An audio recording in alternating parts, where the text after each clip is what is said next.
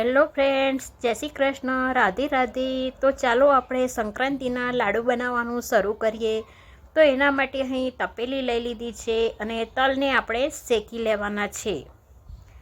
તો ફ્રેન્ડ્સ, હવે આપણે ધીમે તાપે આપણે આવી રીતે તલને મિક્સ કરતા જઈ શેકવાના છે કે જેથી કરી તલ લાગી ન જાય અને બળી ન જાય. એના માટે આ રીતે આપણે તલને ઉપર નીચે કરવાના છે.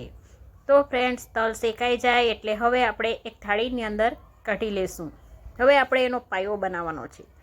તો સૌપ્રથમ આપણે ઘી નાખીશું અને હવે આપણે ગોળ નાખીશું.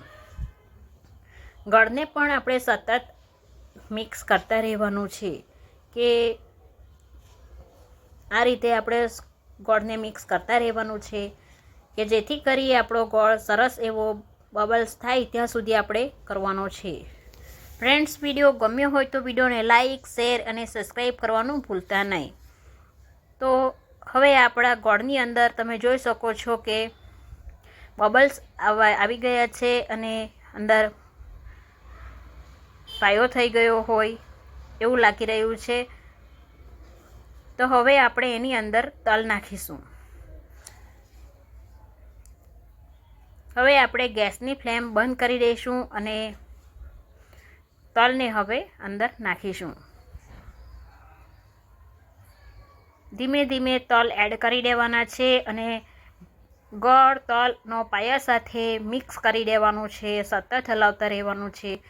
હવે આપણે એને